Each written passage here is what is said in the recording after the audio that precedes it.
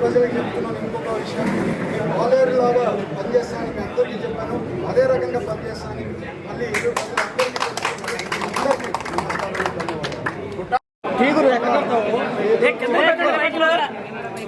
పెట్టండి. అలాగే మా ఫ్రెండ్స్ అయినా కానివ్వండి, ప్రతి ఒక్కరు ఏలూరు ప్రజలు అందరూ కూడా అందరికీ కూడా నమస్కారాలు, ధన్యవాదాలు. ఇవాళ ఏలూరు ప్రజలందరినీ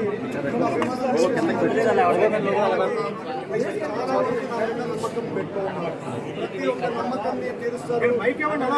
పార్లమెంట్ సెంట్రల్కి సంబంధించి ప్రతి ఒక్క సమస్య హై మెజారిటీగా అలాగే వాళ్ళందరికీ చెప్పాము. ప్రతి ఒక్క సమస్య మేము ఏమేమి హామీ చెప్పామో ప్రతి ఒక్క సమస్యను కూడా ఈసారి తీరుస్తామని వాళ్ళకి చెప్తూ వాళ్ళందరికీ కూడా కృతజ్ఞతలు చెప్పాం. అలాగే ఇవాళ ఏలూరులో ఉండే భాగంలో స్టాప్ ఓవర్ గురించి హామీ ఇవ్వడం జరిగింది. దాని గురించి స్టెప్ వేయడం జరిగింది.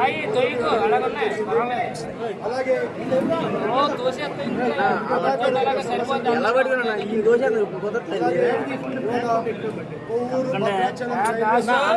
ఆగిపోయి దాని గురించి కూడా వేయడం జరిగింది, మాట్లాడడం జరిగింది. అన్ని కూడా పాజిటివ్గా మంత్రి కూడా పాజిటివ్గా చెప్పడం జరిగింది.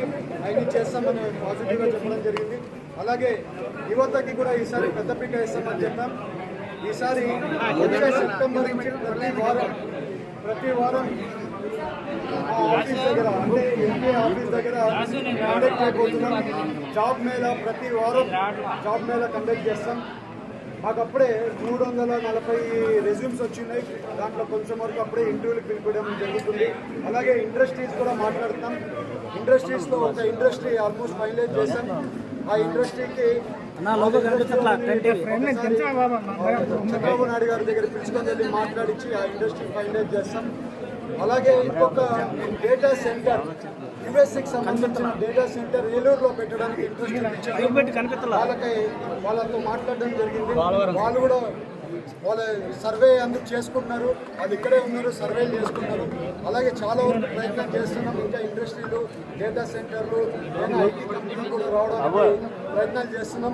ఇప్పుడు వచ్చే 1 నెల ఇంకా చాలా వరకు చేయాల్సిన పనులు చాలా ఉన్నాయి. ప్రతి ఒక్క సమస్య తీరుస్తామని వాళ్ళందరికీ ఏలూరు ప్రజలకి అందరికీ ధన్యవాదాలు, నమస్కారాలు.